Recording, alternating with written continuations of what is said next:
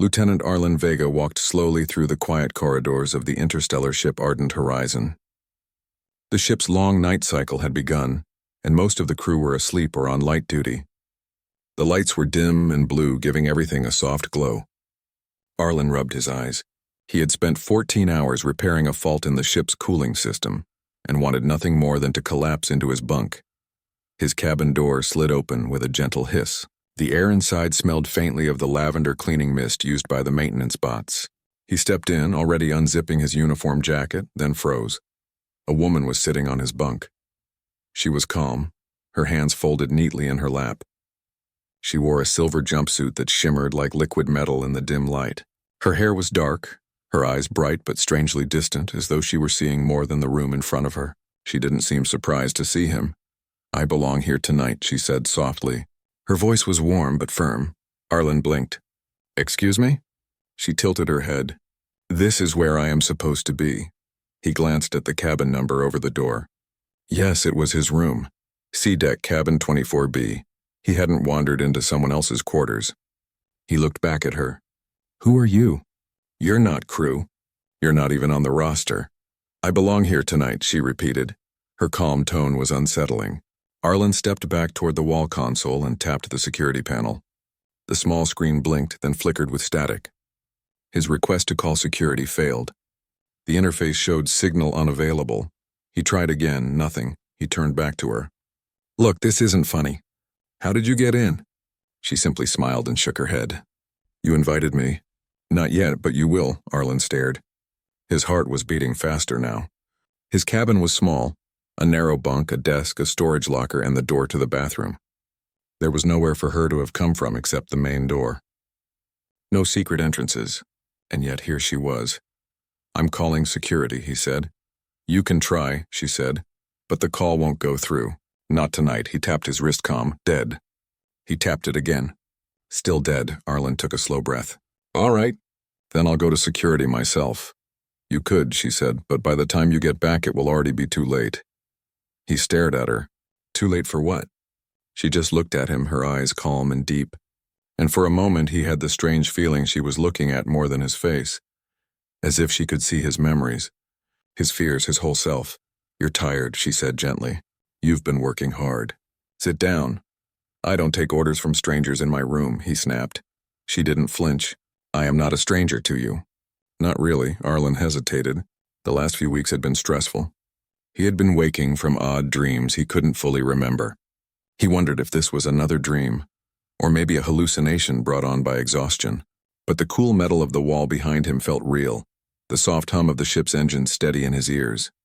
He decided to test her. "If you're supposed to be here, what's my name?" "Lieutenant Arlen Vega," she said at once. "Systems engineer. You joined Ardent Horizon 4 years ago after the Titan Station incident. You think you lost your edge that day. You didn't." Arlen felt a chill crawl up his neck. Very few people knew about Titan Station. It was sealed under classified orders. "Who told you that?" He whispered. She smiled faintly. "You did." He shook his head, trying to clear it. "No, this is some kind of prank. Some advanced hologram. A test." She slowly raised her right hand and let it hover over the small table by his bunk. Her hand passed through the table's edge like mist, then solidified again. She picked up his mug of lukewarm tea and took a sip. "I'm not a hologram," she said softly. Arlen backed up until his shoulders pressed against the cabin door. Okay, let's say I believe you. What do you want?" "I'm here to protect you tonight," she said. "Nothing more," he stared. "Protect me from what?" "From what is coming," she said simply. Arlen rubbed his face with both hands. This is crazy. He sat on the edge of the desk, keeping his eyes on her. Her expression didn't change. She seemed almost sad, as if she knew something he didn't. He noticed something strange about the shadows in the room, or rather the lack of them. Every object cast a faint shadow in the soft light, but she did not. The light just passed around her as if she absorbed it. His mouth went dry. "You're not real," he whispered again. "I am real enough," she said. He stood up suddenly, driven by the need to regain control. He stepped closer to her. "You can't just appear in my room. You can't just—" She held up a finger, silencing him. "Listen." At first he heard only the usual hum of the ship's life systems. Then a faint crackle, like static on an old radio. The lights flickered once, then steadied. His wall console blinked a pattern he had never seen before. "What's that?" he asked. "It's starting," she said. "What is?" "The breach." She looked at him with something like pity. "You've been trained for this. You just don't remember yet," Arlen stared. "I don't remember what?" "You'll see." He took another step toward her. "Look, I've had enough. You need to leave now." "I can't leave," she said. "Not tonight." He grabbed his tablet from the desk and opened the ship's manifest. He searched for her description, no result. He ran a facial recognition scan. No match found. He tried to open a maintenance log to see if someone had tampered with the cabin. Access denied. His own security code wasn't working. He looked back at her. She hadn't moved. Her hands were folded again, calm and steady. "Why me?" he asked. "Because you're the only one who can do what's needed," she said softly. "This is insane," he muttered. "I need sleep." "You won't be sleeping tonight," she said gently. "But you will survive if you trust me."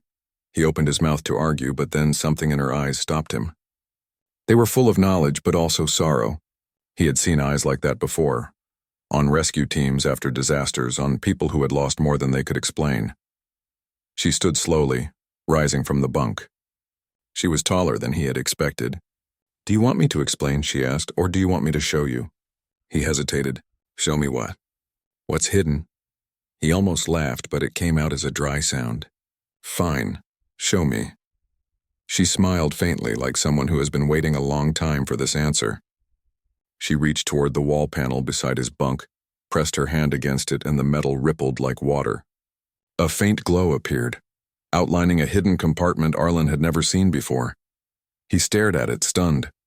"What? How did you built it," she said softly. "You just don't remember yet." Arlen stepped closer, drawn to the glow. The compartment slowly slid open, revealing a small device no bigger than his hand. It looked like a tangle of silver wires and a single dark crystal at its center. He had never seen it before, and yet something deep in his mind recognized it. He reached out to touch it, then stopped. "What is this?" "The key," she whispered. He turned to her. "The key to what?"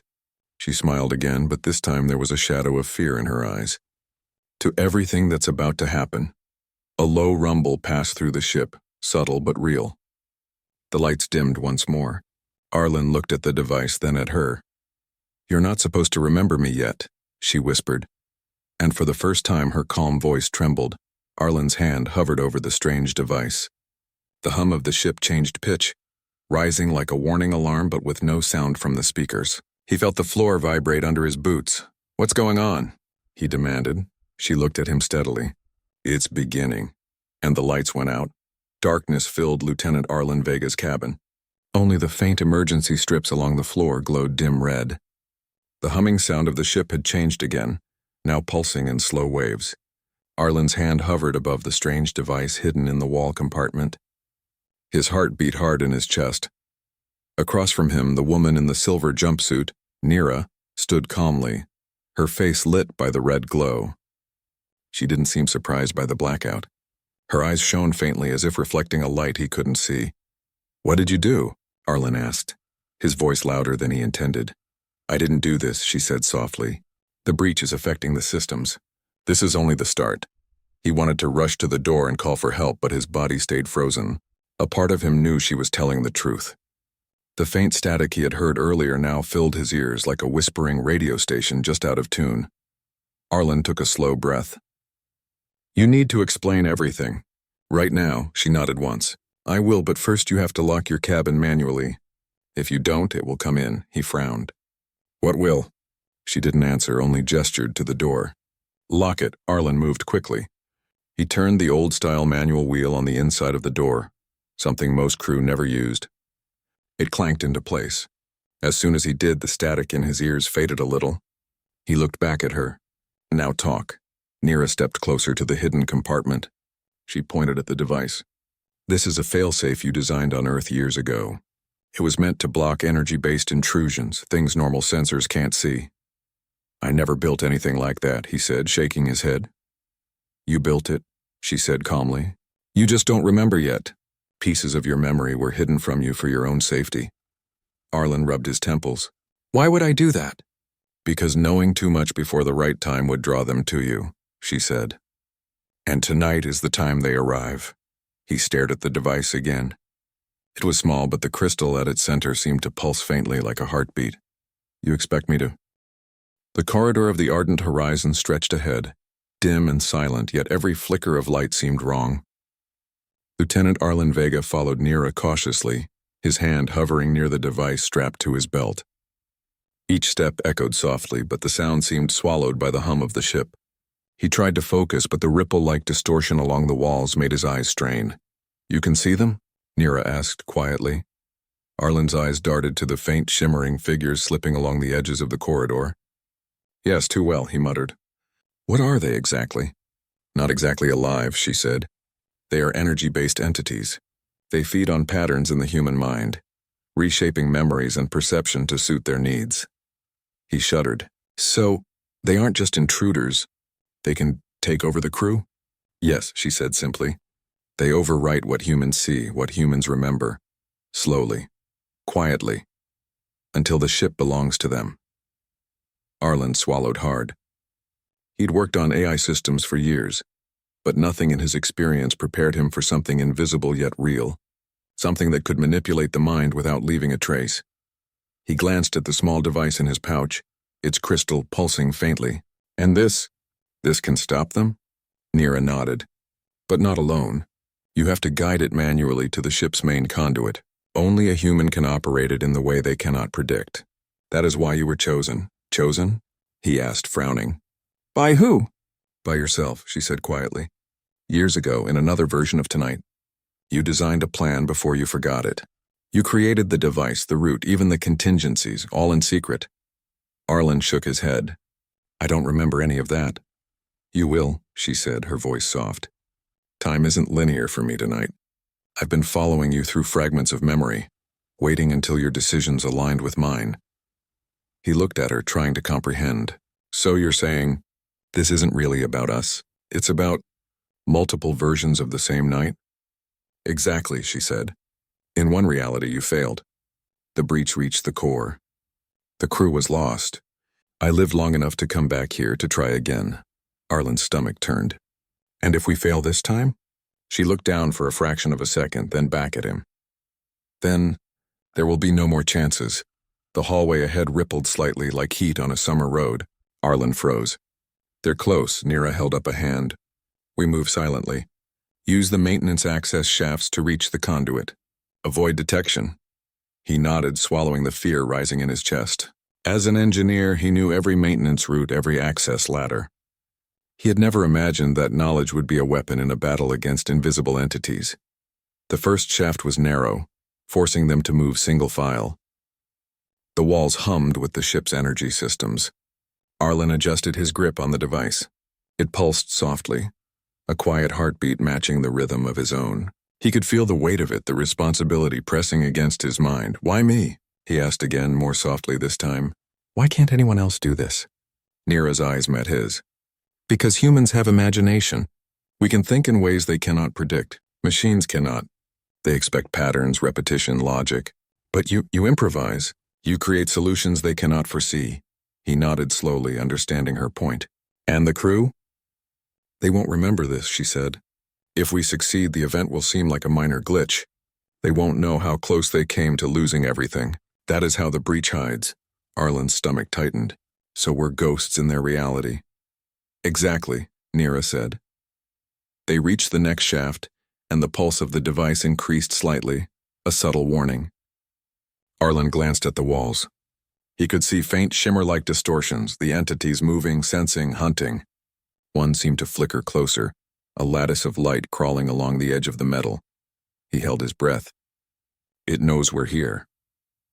They do not think in human terms, Nira said. They sense potential, paths of thought. Keep calm, follow the route. Trust your instincts. Arlen swallowed hard. He had trained for emergencies, but nothing like this. His heart pounded as they moved deeper into the ship. Each step felt like walking into a dream half-remembered. Yet Nira's presence was steady, reassuring. Her hand occasionally brushed against the wall to guide him, but never touched him fully, like she existed slightly out of sync with him. Finally, They reached a section of the ship near the main conduit. The access panel was massive, designed to protect the ship's core energy flow. The pulse of the device was strong now, almost urgent. Arlen felt it thrum in his hand like it wanted to leap from his grasp. "This is it," Nira said softly. "The main conduit. Place the device inside. It will generate a field they cannot cross." Arlen nodded, crouching before the panel. He opened the access hatch and peered inside. The conduit glowed faintly, alive with energy. He could feel the subtle vibrations in his bones. He lifted the device carefully, watching the crystal pulse brighter as it reacted to the conduit's energy. "Wait," Nira said, her voice urgent. "You must synchronize. Your mind must focus on the pattern. Think of the conduit as an extension of yourself." Arlen's brow furrowed. "An extension of myself?" "Yes," she said. "Visualize the energy flow. Direct the device's field along the currents. You must guide it. The entities will resist." He took a deep breath. Closing his eyes, he tried to imagine the energy pathways as she instructed. The pulse in the crystal aligned with his heartbeat. He felt a strange resonance, like he and the ship were connected through the device. Suddenly, a shimmer appeared in the corner of his eye. One of the entities had reached the entrance. It flickered and rippled, a lattice of light stretching toward them. Arlen tensed. "Don't panic," Nira whispered. "Move with the flow." He guided the device carefully, sending pulses through the conduit. The lattice of the entity hesitated, then recoiled as if the device's field confused it. Arlen felt a surge of hope, but also fear. It was only a small part of what needed to be done. Another pulse, stronger this time. The entity shrieked in a soundless, vibrating hum that echoed inside Arlen's mind. His grip tightened on the device. Nira placed her hand near his shoulder, barely touching, and the pulse stabilized. The lattice recoiled fully, disappearing into the corridor. Arlen exhaled, his knees weak. "Is it gone?" "For now," Nira said. "But more will come. You need to finish the sequence. The device must remain active until the conduit stabilizes." He nodded, determination growing. The fear in his chest began to turn into focus. He could do this. Humans could adapt. He had trained, he had knowledge, and now he had Nira guiding him. The rest would follow. Nira's expression softened. "Remember, every action matters. The timeline depends on your choices tonight. You can succeed where others have failed." Arlen adjusted the device and continued the synchronization. The conduit's glow began to stabilize, the hum of the ship returning to normal. The lattice of energy around the entities weakened. He could feel the pulse of life returning to the ship, a fragile, tentative hope. As he worked, he realized something. This wasn't just about saving the crew. It was about proving something fundamental, that human ingenuity, courage, and adaptability could confront challenges no machine or alien force could fully predict.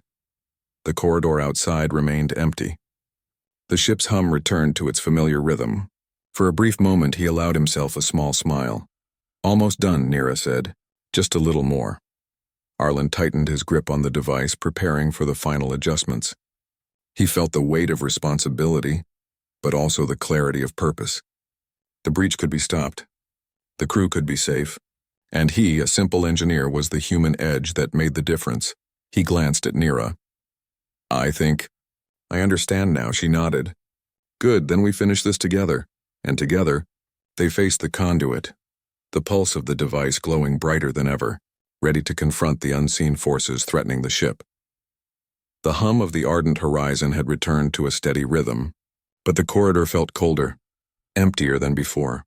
Lieutenant Arlen Vega and Nira moved silently through the maintenance shaft, their footsteps muffled by the soft padding inside the narrow passage. The pulse of the device strapped to Arlen's belt was steady, but it pulsed faster whenever they neared areas where the breach was strongest. Arlen's mind raced. He had guided the device to the main conduit, but the experience had left him shaken. "I thought we were done," he whispered. "I stabilized the conduit." "That should be it," Nira shook her head. "That only protects the core. The breach extends along multiple conduits. Some decks are already compromised." He swallowed hard. "Compromised? How do we even find them all?" She pointed to the walls around them. "These maintenance shafts contain the paths the breach travels. It moves through the ship's energy systems, but it can't pass through human intervention. That's why we have the device. You just need to guide it." Arlen nodded, gripping the device tightly. The hum of the ship vibrated against his chest. and the faint shimmer of the breach appeared along the metal walls, flickering like a mirage in the dim light. He could see shapes moving inside the ripples, forms that shouldn't exist. They were humanoid in outline, but their edges were blurry like smoke in sunlight. "They're everywhere," he whispered. "Yes," Nira said softly, "and they sense you now. They know the device can stop them. They'll resist." A sudden flicker of light caught Arlen's eye. He froze. One of the entities had materialized in the shaft ahead, its lattice-like body stretching toward them. "Hey!" The engineering core of the ardent horizon was vast, a cathedral of humming machinery and glowing conduits. Lieutenant Arlen Vega stepped carefully across the grated floor, the small device strapped to his belt pulsing softly in response to the ship's energy. Nira followed closely, her eyes scanning the shadows for the faint ripple of the breach. "This section is worse than the upper decks," Arlen said, his voice low. "The conduits are denser here. One wrong move and the entities could overwhelm us." Nira nodded. "That's why humans are essential. Machines cannot improvise fast enough, but you can." Arlen swallowed hard. He adjusted the device. The crystal glowed brighter, sending small pulses into the surrounding conduits. Faint shimmer-like distortions twisted along the walls. Entities moving, testing, sensing. He had guided the device through the ship's outer conduits before, but here, in the core, the energy was more concentrated. Every pulse he sent felt heavier, more urgent. "They sense you," Nira said. "The stronger you guide the field, the more resistance they create. You must think faster." A ripple flickered near the main power conduits. A towering lattice figure emerged, its edges sharp and bright like broken light. Smaller entities followed behind it, weaving through the air as if testing the space. Arlen's pulse quickened. "Stay calm," Nira whispered. "Focus on the flow. The device will amplify your intent. Let your mind guide it." Arlen clenched the device in both hands. He imagined the energy coursing through the conduits, the pulse of the ship's systems extending into his mind. Slowly, carefully, he sent a wave of energy into the lattice entity. The crystal glowed brightly, sending light along the walls. The entity shrieked, a soundless vibration that echoed in his head, then recoiled. "That's it," Nira whispered. "Keep it up." Arlen's heart pounded. Each pulse he sent pushed the entities back, but more appeared. The walls flickered with distortion as the breach tried to reclaim the space. The ship's hum shifted, almost like it was warning him. He guided the device toward the central conduit, adjusting the pulse frequency to match the energy flow. The lattice figure surged forward again, more aggressive this time. Arlen's hand shook, sweat beading on his forehead. "Concentrate," Nira urged. "Think beyond the device. Use your imagination." He paused, closing his eyes for a moment. He pictured the ship as one living organism, conduits like veins carrying energy, the device like a heart pumping life back into its system. With a deep breath, he let the pulse flow naturally, syncing it with the rhythm of the ship. The lattice figure faltered, its form wavered, then splintered into smaller fragments that dissolved into the walls. The remaining entities scattered, retreating. Arlen exhaled sharply, feeling both relief and exhaustion. "Is it done?" he asked. "For now," Nira said. "The breach is weakened, but it's not fully contained. You must stabilize the network manually. Follow me." They moved deeper into the engineering core. The conduits here formed a complex web of intersecting energy lines. Each one was a potential path for the breach. Arlen guided the device along the walls, sending pulses into each conduit. Nira mirrored his actions on her side, her crystal emitting a soft, steady glow. Suddenly, alarms blared. Red lights flashed along the walls. The AI's mechanical voice echoed, "Critical anomaly detected." "Unauthorized activity in engineering core." Arlen froze. "The AI, it thinks we're the threat." "Yes," Nira said. "It cannot see the entities, but it can detect irregular activity. We have to move fast before it interferes." He nodded. Using his knowledge of the old mechanical overrides, he flipped levers and pressed switches along the conduits. The AI systems resisted, doors slammed shut, and automated drones appeared, programmed to contain intruders. "They're trying to block us," Arlen shouted. "Ignore them," Nira said. "You're human. You can improvise. They cannot predict your decisions." He took a deep breath and guided the device through the maze of conduits, sending pulses to confuse the AI's sensors. The drones paused, scanning for anomalies. but the pulses prevented them from locating him accurately. He moved faster, adjusting the energy flow with every step. A lattice figure emerged from the central conduit, larger and brighter than any he had faced before. Its presence pressed against his mind, a silent wave of fear and tension. Arlen's pulse quickened. "Focus!" Nira shouted. "Use your creativity. Think beyond the pattern." He closed his eyes, imagining the ship as a vast network of energy veins. The device became an extension of his thoughts. He sent a strong, directed pulse into the figure. The crystal flared, sending a wave that scattered the entity. Smaller entities dissolved into the walls. Arlen staggered, leaning against a conduit for support. "I did it," he said, barely believing it himself. Nira smiled faintly. "You did? But there's one final step. We must stabilize the core completely or the breach will return."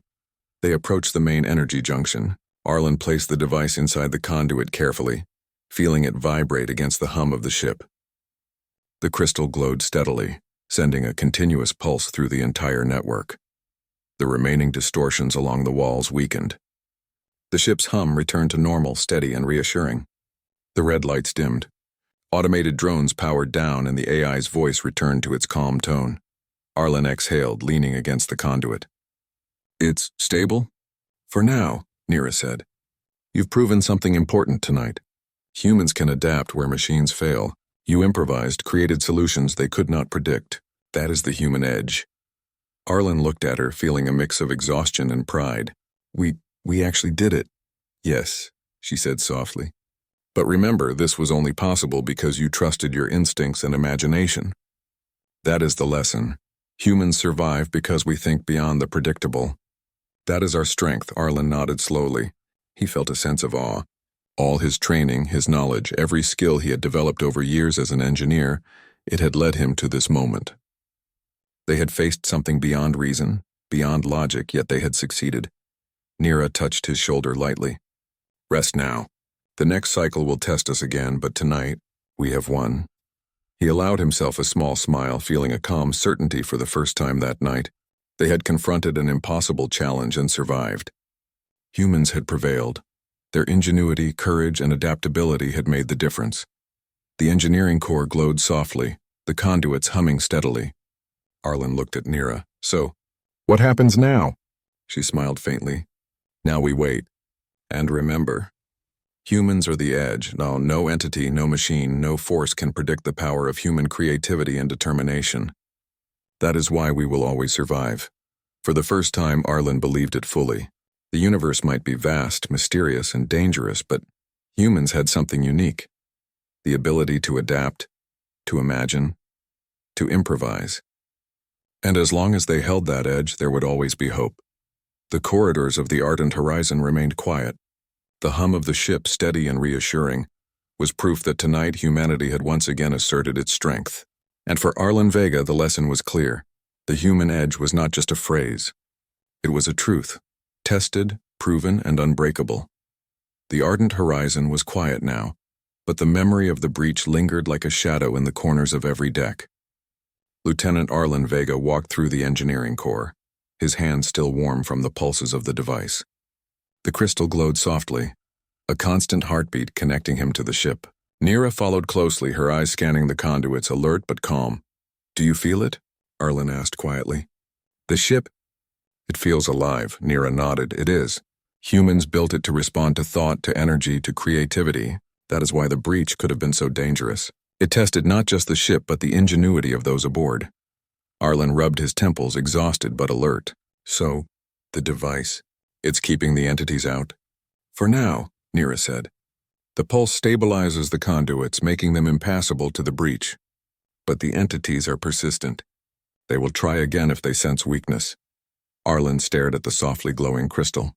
He had guided it through the ship's network, improvised, synchronized with the rhythm of the conduits, and fought off forms that shouldn't exist. The experience had tested every skill he had, and yet it had also shown him something he had never considered fully: the human edge. "You know," he said slowly, "I always thought machines and AI were stronger than humans, smarter, faster, more predictable." Nira shook her head. "Machines are limited. They follow rules, patterns, and code. Humans Humans can think beyond the predictable. That is what you showed tonight. That is why we survived.